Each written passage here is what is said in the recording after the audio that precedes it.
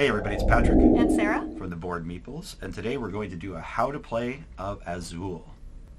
As always, don't forget to subscribe and hit the notification bell, and follow us for more how-tos, unboxing, and playthroughs.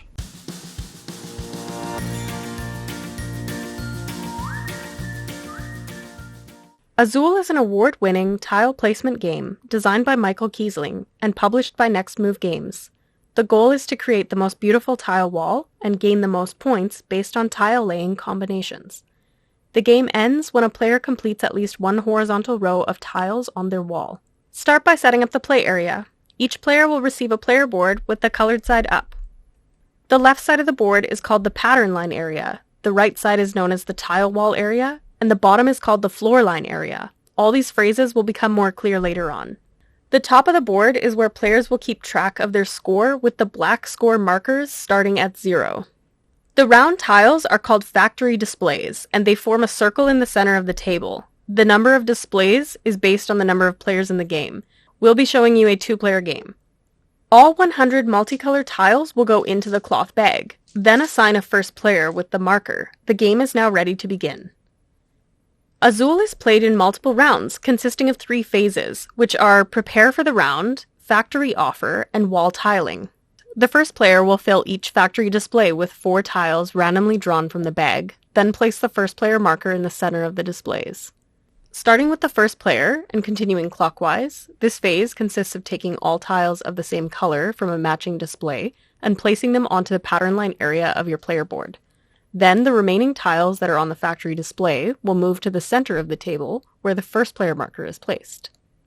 Alternatively, players may opt to take all tiles of the same color from the center of the table instead and place them into the pattern line area of their player board. If the first player token is available, that player also gets to take it and places it onto their floor line. When placing tiles on the pattern lines of your board, there are a few placement rules you must follow. First, they must be placed from right to left until the pattern line is complete. If you picked up more tiles than you can place in the pattern line, you'll drop the remaining tiles onto the floor line, which will give you negative points in the wall tiling phase.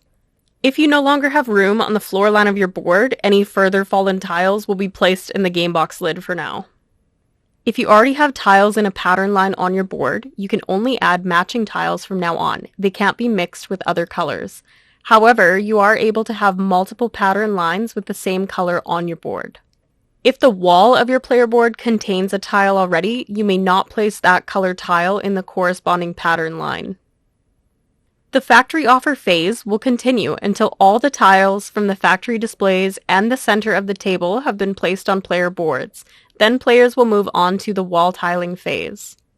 In this phase, all players will work from top to bottom of their player boards and move the last tile of each completed pattern line over to the matching color on their wall.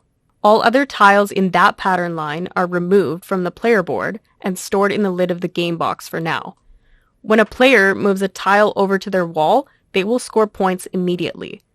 If the tile is placed on the wall and doesn't connect to any tiles horizontally or vertically, the player will gain 1 point for placing their tile. However, they will gain bonus points if the new tile connects to earlier placed tiles. For each tile in the line connected to the newly placed tile, gain an additional point. So a line of 2 tiles, where one is connected to a newly placed tile, scores 2 points. Horizontal and vertical lines are scored separately, so the points start stacking up in later rounds when new tiles are connected to lines in both directions. Any tiles in incomplete pattern lines will remain for the next round. Then players will check their floor line. For each tile occupying a floor line space, the player will lose the points indicated.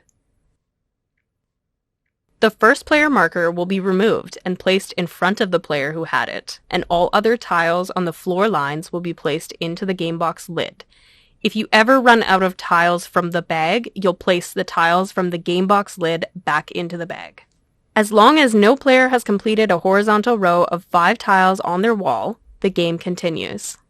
Otherwise, the game will end at the end of the wall tiling phase, and final scoring will take place as soon as one player has completed a horizontal row of 5 tiles on their wall.